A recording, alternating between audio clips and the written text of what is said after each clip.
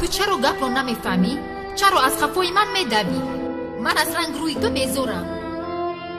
بینمود صدقه عشق پاکی مکلد خلوان کرد کنم با عوضی دوستاری من میخیل میکنی سله آتش عشقت را که در دلم سالهاست پرورش میکردم در یک لحظه پوفش کردی.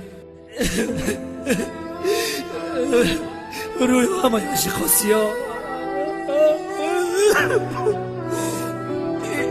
این رود سیاله میقتی عاشقی.